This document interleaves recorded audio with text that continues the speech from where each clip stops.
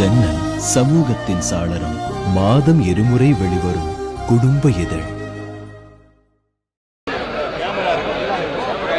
இந்த இனிய பிறந்த நாள் பெருமங்கலத்தின் பாட்டுடை தலைவர், முத்தமிழறிஞர், மூதறிஞர், என் தமிழாசான் கலைஞர் அவர்களே, வணக்கத்திற்குரிய பேராசிரியர் பெருந்தகை அவர்களே, உழைப்பின் உருவம் தளபதி ஸ்டாலின் அவர்களே, சட்டமன்ற உறுப்பினர் நண்பர் அன்பழகன் அவர்களே, அண்ணன் துரைமுருகன் அவர்களே, மேடையில் அமர்ந்திருக்கும் பெரியோர்களே, பெருந்திரளாக கூடியிருக்கிற தமிழ் பெருமக்களே, பெரியோர்களே, நண்பர்களே, தாய்மார்களே, பாசத்திற்குரிய பத்திரிகையாளர்களே, ஊடக உறவுகளே, தொலைக்காட்சி தோழர்களே, உங்கள் அனைவருக்கும் எனது அன்பான வணக்கத்தை தெரிவித்துக் கொள்கிறேன். ஏன் இந்த 93 வயது பெரியவர் மீது ஏன் எங்களுக்கு மயக்கம்? ஏன் எங்களுக்கு இந்த நேசம்? ஏன் எங்களுக்கு இந்த பற்று? இதை யோசித்து பார்க்கிறேன். தமிழ்நாட்டில் மொழி அரசியல் வேறாக இருந்தது, இன அரசியல் வேறாக இருந்தது. மொழி அரசியல் இன அரசியலோடு தொடர்பு விட்டிருக்கவில்லை. இன அரசியல் மொழி அரசியலோடு தொடர்பு விட்டிருக்கவில்லை.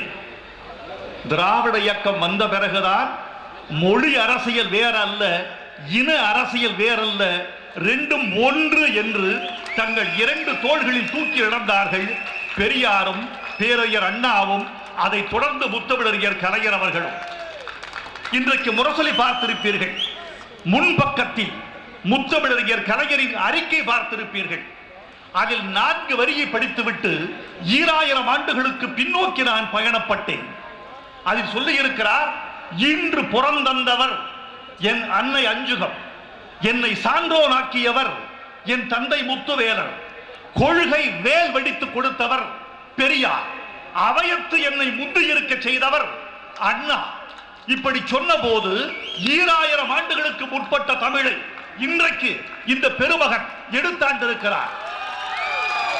இன்று புறந்தறுதல் எந்தலை கடனே, சான்றோன் ஆக்குதல் தந்தைக்கு கடனே, வேல்வெடித்து கொடுத்தல் கொல்லற்கு கடனே, ஒளிருவார் அரிஞ்சமம் உருக்கி களிறு எரிந்து பெயர்தல் காளைக்கு கடனே.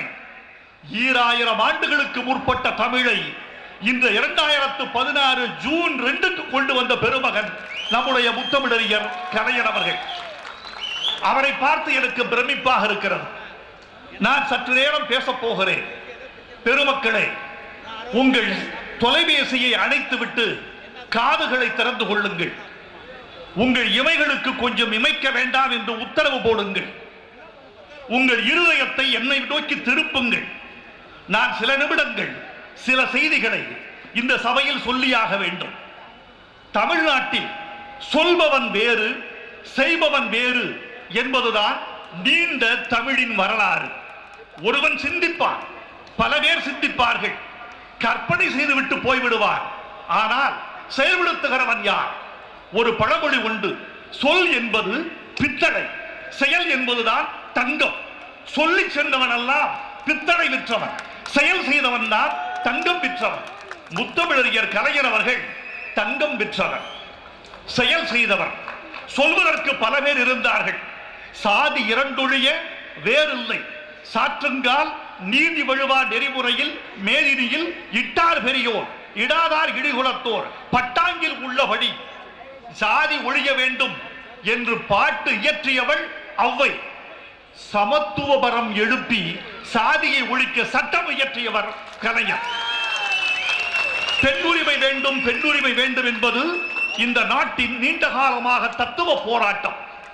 அரசியல் விழுமியங்களும் சமுதாய தொன்மங்களும் பெண்ணுக்கு விடுதலை வேண்டும் என்று பேசி பேசி ஓய்ந்து விட்டன.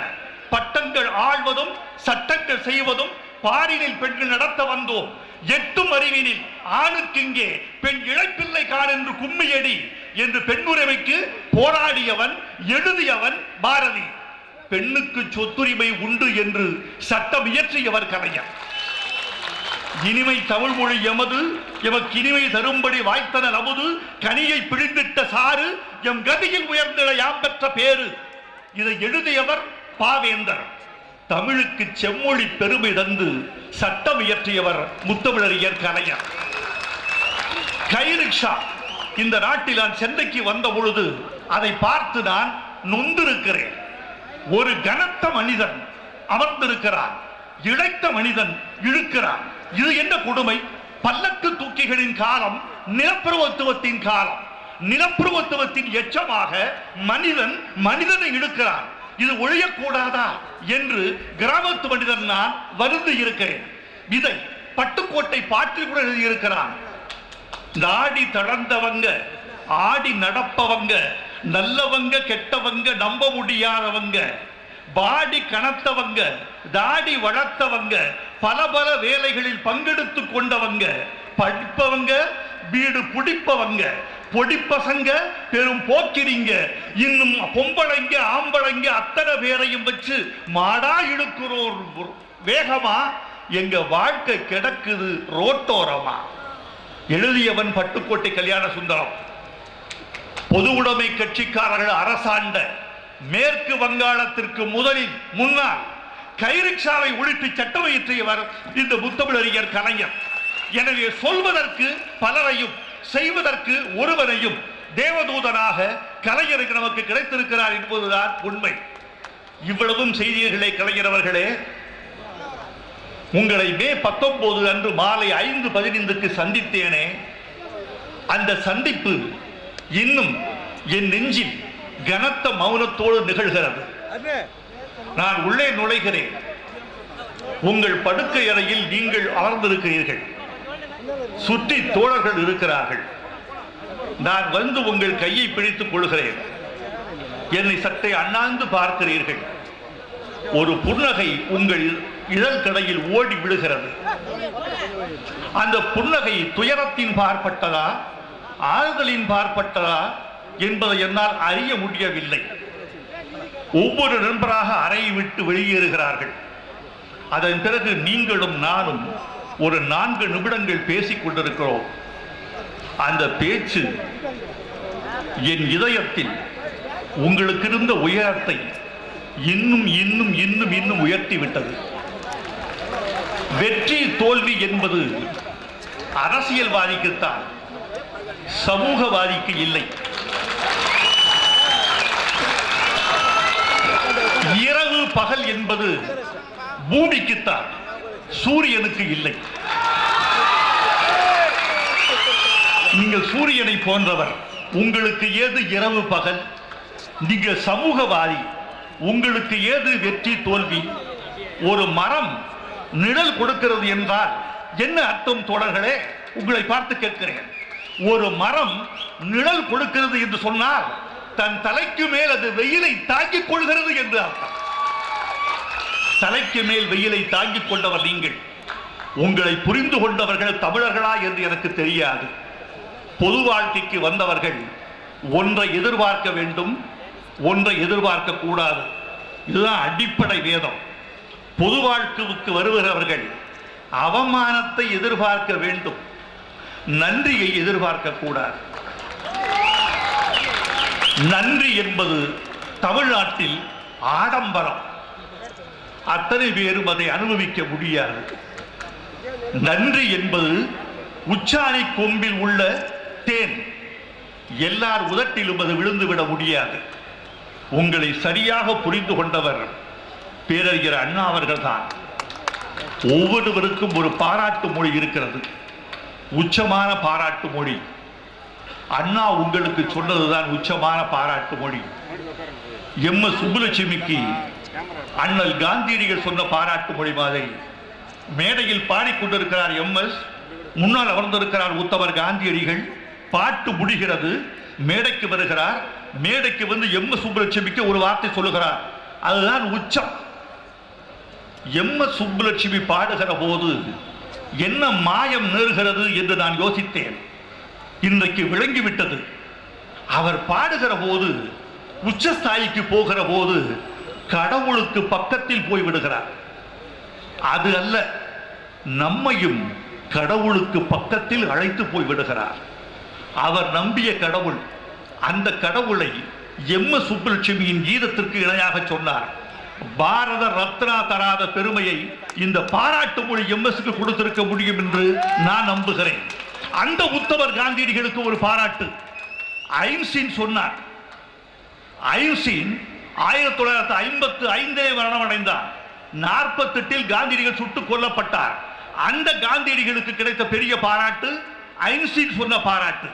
அவன் சொன்னான், அடுத்த நூற்றாண்டில் இப்படி ஒரு மனிதன் எலும்பும் சதையும் நரம்புமாய் நடமாடினார் என்பதை நாடு நம்பாது. உச்சம் இதுதான். கார்ல் மார்க்ஸ்க்கு ஒரு பாராட்டு ஏங்கல் சொன்னார். எவ்வளவு எழுதியிருக்கிறான், எவ்வளவு படித்திருக்கிறான். அவன் சொன்னான், இவன் டாஸ் கேபிட்டலை படிக்கிற பொழுது இவன் வாழ்நாளெல்லாம் படித்துக் கொண்டே இருந்தான் என்று தோன்றுகிறது. அடிக்குறிப்புகளை பார்க்கிற போது இவன் வாழ்நாளெல்லாம் எழுதிக் கொண்டே இருந்தான் என்று தோன்றுகிறது. இதுதான் பெரிய உச்சம். பேரையர் அண்ணா சொன்னார் கலைஞருக்கு, உங்கள் பொது வாழ்க்கையின் உச்சமே அதுதான் ஐயா. அவருடைய 45ஆம் ஆண்டு பிறந்த நாளின் போது பேரையர் அண்ணா பேசுகிறார். அமைச்சர் பொறுப்பை ஏற்றுக்கொள் என்றாலும், தண்டவாளத்தில் தலை வைத்து படு என்றாலும், இரண்டையும் ஒன்றாக கருதுவார் என் தம்பி என்ற இந்த ஒரு வாசகம்தான் உங்கள் வாழ்க்கையின் உச்ச வாசகமாக நான் நினைக்கிறேன். எனக்கு உங்களிடம் பிடித்த விஷயம், இடுக்கண் வருங்கால் நகுக என்ற வள்ளுவரை நீங்கள் பின்பற்றி இருப்பதுதான். குறையில்லாத மனிதன் என்று யாராவது உண்டா? முத்தமிழறிஞர் கலைஞர் அவர்களின் மீதும் குறைகள் என்று சில சொல்லப்படுகின்றன, விமர்சனங்கள் வைக்கப்படுகின்றன, பழி என்று சில ஏற்றப்படுகின்றன. ஒரு பழமொழி உண்டு, வயிற்றில் ஒரு அவுன்ஸ் மலமும் மூளையில் ஒரு அவுன்ஸ் அவமானமும் மிச்சமில்லாத மனிதன் யாரும் இல்லை. இது இருக்கவே இருக்கும், குறைகள் இருக்கவே இருக்கும். கூட்டி கழித்து பார்த்தால் உங்கள் நிறைகளுக்கு முன்னால் தமிழ்நாட்டு சரித்திரம் ஓங்கி எழுந்து நிற்கிறது. தமிழர்கள் கீழே கிடந்தார்கள். அறிவில், பொருளாதாரத்தில், பண்பாட்டில், கலாச்சார அழிவில் கீழே கிடந்தார்கள். தூக்கி நிறுத்தினீர்கள் நீங்கள். இத்தனைக்கு மத்தியில் இடுக்கண் வருகிற போது நகுகிற அந்த கலாச்சாரம் தான் எனக்கு பிடித்தது. கடந்த 2 மாதங்களுக்கு முன்னால் நண்பர்கள் அவை பார்க்க வருகிறார்கள். நான் பக்கத்தில் அமர்ந்திருக்கிறேன். ஒவ்வொருவராக வந்து அவருக்கு வாழ்த்து தெரிவிக்கிறார்கள். ஒரு நண்பர் வந்தார். அவர் மாற்றுக் கட்சிக்கு சென்று திரும்பி வந்தவர். முக்கியமான கட்சி, ஆளுங்கட்சி என்று வைத்துக் கொள்ளுங்களேன், இன்றைய ஆளுங்கட்சி என்று வைத்துக் கொள்ளுங்களேன். அதற்கு போய்விட்டு திரும்பி வந்திருக்கிறார். கலைஞர் கேட்டார், இவரை தெரியுமா? நான் சொன்னேன், தெரியும். அவர் கட்சி மாறி வளர்ந்து வந்திருக்கிறார்னு சொன்னேன். இந்த வளர்ந்து என்ற ஒரு வார்த்தைக்கு பக்கத்தில் ஒரு நொடி இடைவெளி இல்லை. வளர்ந்து, இவ்வளவுதான் சொன்னேன். இவ்வளவுதான், 3 மாத்திரை இடைவெளி தான். அப்படி இல்லை கவிஞர், வளர்ந்து வரவில்லை, மாற்று கட்சிக்கு போய் வளைந்து வந்திருக்கிறார்கள். இதெல்லாம் இந்த 93 வயதில் இந்த மூளையின் நியூரான்கள் தேய்ந்து போகும் என்கிறார்கள். எனக்கு தெரிந்து ஆண்டுக்கு ஆண்டு நியூரான்களின் எண்ணிக்கை கூடிக்கொண்டே போகிற தலைவர் முத்தமிழறிஞர் கலைஞர்களாகத்தான் இருப்பார்கள். ஒருவன் எழுத்தாளனாக இருப்பான், பேச்சாளராக முடியாது. பேச்சு வேறு, எழுத்து வேறு. எழுத்து என்பது மனவெளிகளில் பேசுவது, சொற்பொழிவு என்பது இந்த மைதானத்தில் இன்று பேசுவது. மைதானத்தில் இன்று பேசுவது தனிக்கலை, மனவெளியில் இன்று பேசுவது தனிக்கலை. அவனுக்கு இது வராது, இவனுக்கு அது வராது. எனக்கு தெரிந்து இந்தியாவில் எழுத்தாளராகவும் பேச்சாளராகவும் கொடிகட்டி பறக்கிற பெருந்தலைவர் நம்முடைய முத்தமிழறிஞர் கலைஞர் அவர்கள் தான். சில பேர் மேடைக்கு சிந்திப்பார்கள், மேடைக்கு வருவதற்கு முன்னால் வீட்டில் சிந்திப்பார்கள். சில பேர் மேடைக்கு வருவதற்கு முன்னால் காரில் சிந்தித்துக் கொண்டு வருவார்கள். சில பேர் மேடைக்கு வந்து சிந்திப்பார்கள். நான் வாக்கியங்களுக்கு இடைவெளியில் சிந்திப்பேன். ஒரு வாக்கியத்திற்கும் இன்னொரு வாக்கியத்திற்கு மத்தியில் சிந்தித்துக் கொண்டே பேசிக் கொண்டிருப்பேன். எங்களை எல்லாம் தாண்டியவர் கலைஞர், வார்த்தைகளுக்கு மத்தியில் சிந்திக்க தெரிந்தவர் கலைஞர். நான் ஒரு திருமண வீட்டில் பேசுகிறேன், கலைஞர் இருக்கிறார். நான் ஒரு கதை சொல்லுகிறேன். ஒவ்வொரு மனிதனும் 4 விதமான பந்துகளோடு பயணப்படுகிறான். வலக்கையில் ஒரு பந்து, இடக்கையில் ஒரு பந்து, இந்த கக்கத்தில் ஒரு பந்து, மறுகக்கத்தில் ஒரு பந்து. இந்த 4 பந்துகளோடு மனிதன் பயணப்படுகிறான். இதை விழுந்து விடாமல் காப்பாற்ற வேண்டும். அது அல்ல முக்கியம். ஒரு பந்து மட்டும்தான் ரப்பர் பந்து, மற்ற 3ம் கண்ணாடி பந்துகள் என்று சொன்னேன். ஒரு பந்து தொழில், இன்னொரு பந்து குடும்பம், ஒரு பந்து உடல் நலம், இன்னொரு பந்து நட்பு. இந்த 4 பந்துகளும் விழுந்து விடாமல் பாராட்ட வேண்டும். இப்போது இந்த ஒரு பந்து இருக்கிறதே, தொழில் என்கிற பந்து, இது மட்டும்தான் ரப்பர் பந்து. கீழே விழுந்தால் மீண்டும் விழுந்து விடும். குடும்பம் கண்ணாடி பந்து, உடைந்தால் உடைந்ததுதான், விழுந்தால் சிதறியதுதான். நட்பு கண்ணாடி பந்து, உடைந்தால் உடைந்ததுதான். இது ஹெல்த், உடல் நலம், அது ஒரு கண்ணாடி பந்து, விழுந்தால் விழுந்ததுதான்.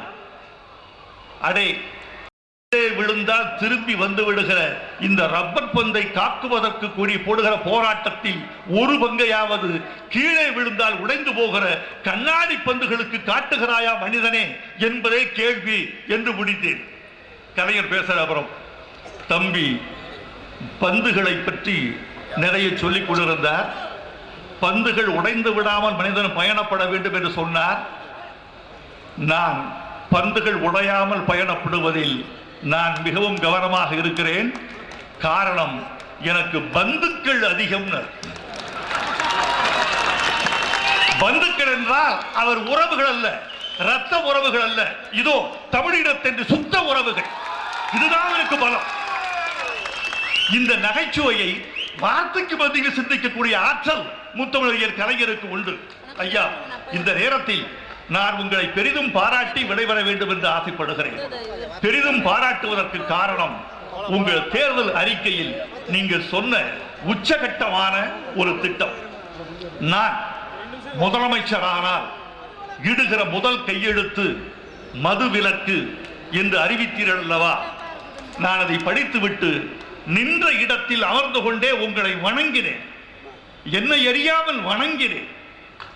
ஏனென்றால் இந்த மதுவிலக்கினால் தான் இந்த பெருங்கட்சி தோற்று போறது என்று சில பேர் சொன்னால் நான் ஒப்புக்கொள்ள மாட்டேன். அது வேறு, அதை பற்றி எனக்கு வேறு கருத்து உண்டு. அதை சொல்கிற தளம் இது இல்லை. ஆனால் இந்த மது என்ன செய்கிறது தமிழ்நாட்டை? நண்பர்களை யோசித்து பார்த்தீர்களா? தொலைக்காட்சி வந்தது, திண்ணை ஒழிந்தது. செல்போன் வந்தது, அந்தரங்கம் அழிந்தது. மதுக்கடை வந்தது, தமிழ்நாட்டின் மனித வளம் ஒழிந்தது. என்ன தெரியுமா கணக்கு சொல்கிறார்கள்? தமிழ்நாட்டு ஆண்களில் குடிக்கிறவர்களின் விழுக்காடு 58. 58 விழுக்காடு குடிக்கிறார்கள். தமிழ்நாட்டில் இதுவரைக்கும் 20 லட்சம் விதவைகள் வாடிக்கொண்டிருக்கிறார்கள். மதுவை குடித்தவர்களின் மனைவிமார்கள் 20 லட்சம் விதவைகள் இந்த மண்ணில் இருக்கிறார்கள். நல்ல வேளை வங்காள விரிகுடா மதுவாக இல்லை. இருந்திருந்தால் தமிழர்கள் அதை குடித்து தீர்த்திருப்பார்கள். இலங்கைக்கும் இந்தியாவிற்கும் மத்தியில் தரைவழி போக்குவரத்து தொடங்கி இருந்திருக்கும். நல்ல வேளை இந்த மது விதவைகளை உண்டாக்குகிறது என்பதல்ல, இந்த மண்ணை வளப்படுத்தக்கூடிய மனித வளத்தை தின்று தீர்க்கிறது. உன் வியர்வை எங்கே? உன் உழைப்பு எங்கே? உன் சிந்தனை எங்கே? இந்த ஒட்டுமொத்தமான சமுதாயத்தை தூக்கி சுமக்க வேண்டிய மனிதர்கள் வாழுகிற போதே மண்ணுக்கும் புதைகுழிக்கும் போகிறார்களே. இந்த கொடுமையை தீர்க்க நீங்கள் சொன்ன அந்த திட்டத்தை தமிழின் அறிவுலகம் மட்டுமல்ல, பெண்களின் உலகம் மட்டுமல்ல, எதிர்கால உலகம் கூட உங்களை கைகூப்பி வணங்கும். அந்த மதுவிலக்கு மட்டும் தமிழ்நாட்டுக்கு வந்துவிட்டால் இந்தியாவின் உயர்ந்த மாநிலமாக தமிழகத்தை முன்னெடுத்து செல்ல முடியும். அதுவரைக்கும் இந்தியாவின் முன்னோட்டமான மாநிலமாக தமிழகத்தை கொண்டு செல்ல முடியுமா என்று எனக்கு தோன்றவில்லை. இந்த சிந்தனை பாழ்பட்டு போனதே என்பது என் கவலைகளில் ஒன்று. நான் கிராமத்து மனிதன், குடிகாரர்களை பார்க்கிறவன், குடியினால் அழிந்த பல குடும்பங்களை பார்த்தவன்.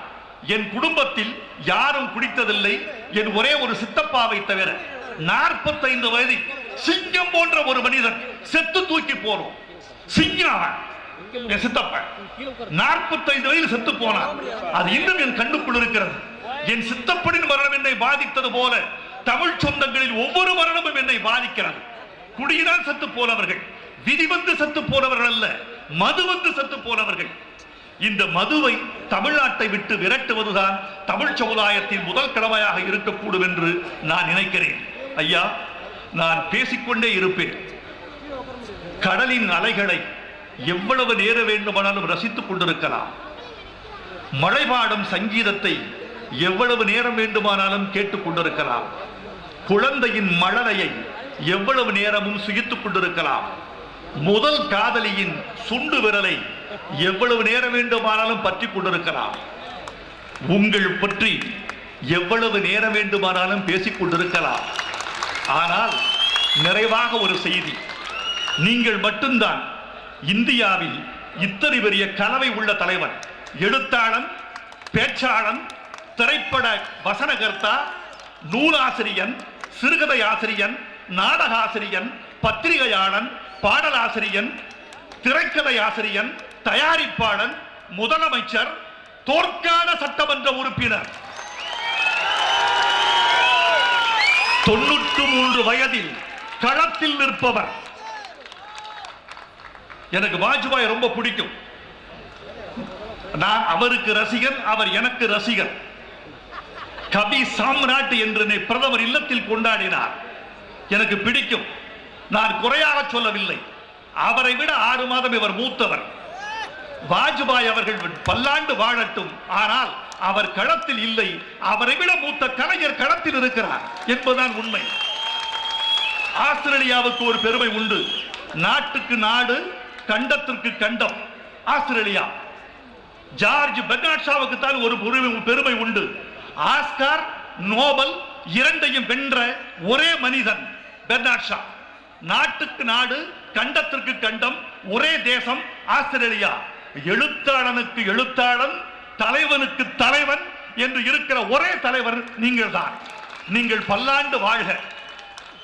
தயவு செய்து தமிழ்நாட்டில் யாரும் இனிமேல் அவரை 100 ஆண்டு வாழ்க என்று வாழ்த்த வேண்டாம். ஏனென்றால் அதற்கு 7 ஆண்டுகள் தான் இருக்கிறது. ஒரு மனிதன் 50 ஆண்டுகள் இருந்தால் அவரை 100 ஆண்டு என்று வாழ்த்தலாம். என்னை போல 60களில் இருந்தால் 100 ஆண்டு என்று வாழ்த்தலாம். தளபதியை வாழ்த்தலாம் 100 ஆண்டு வாழ்கவென்று நீங்கள் வாழ்த்த வேண்டும். ஆனால் முத்தமிழறிஞர் கலைஞரை நீங்கள் எப்படி வாழ்த்துவீர்கள்? 100 ஆண்டு வாழ்க என்று வாழ்த்துவதற்கு பதிலாக, ஐயா நீங்கள் வாழுங்கள், தமிழ் போல வாழுங்கள், இளமையோடு வாழுங்கள், நீங்கள் விரும்பும் வரை வாழுங்கள் என்று வாழ்த்தி விடைபெறுகிறேன். நன்றி. ஜன்னல் சமூகத்தின் சாளரம். மாதம் இருமுறை வெளிவரும் குடும்ப இதழ்.